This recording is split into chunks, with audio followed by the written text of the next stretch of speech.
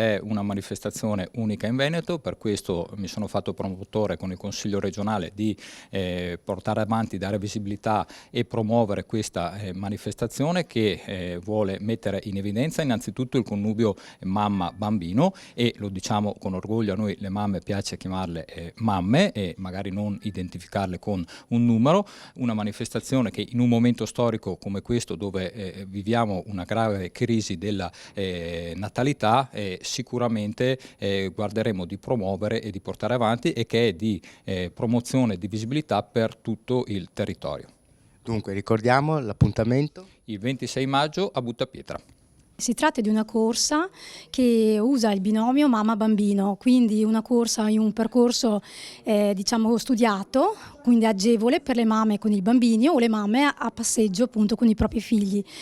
All'interno appunto di questo percorso si trovano anche dei momenti e delle possibilità di svolgere adempimenti di cura che le mamme conoscono bene, quindi il cambio pannolino piuttosto che l'allattamento, e non solo, abbiamo anche delle attività ricreativi, personaggi della Disney che un attimino coinvolgono i ragazzini piccolini e ci aiutano insomma a fare questo percorso di 3 km circa. Quindi sì, si tratta di un evento esclusivo, direi, perché è molto anche originale. Si tratta dell'unica corsa mamma-bambino nella regione Veneto, e sociale sì, perché lancia comunque un messaggio molto importante diciamo a tutta la comunità, perché si tratta anche di un percorso all'interno del centro abitato, quindi sarà bello vedere la mamma con il proprio figlio che va a spasso. Nello stesso tempo si tratta di una manifestazione con anche diciamo un messaggio di tipo sociale e sostenibile, perché alle 11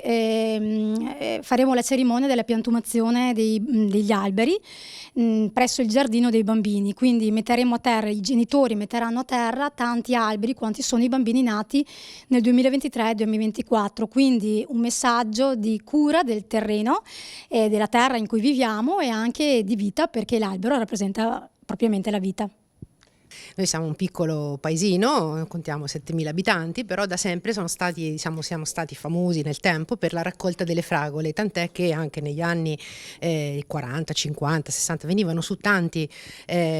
abruzzesi per la raccolta delle fragole, tant'è che il nostro territorio è gemellato con Bisenti, che è appunto il paese da cui provenivano i lavoratori. Quindi le fragole e il risotto con le cicche, che è un risotto particolare perché noi siamo nella terra di Risorgive, in un terreno vicino, un territorio vicino a Isola della Scala, che è famoso perché appunto ha le risaie, ma in realtà l'acqua gliela forniamo noi perché abbiamo tantissime risorgive e comunque anche tante risaie. Quindi il prodotto nostro tipico è risotto con le cicche. Cosa sono queste cicche? Mentre il risotto al tassasal, che è tipico dell'isolana, è fatto con la carne di maiale,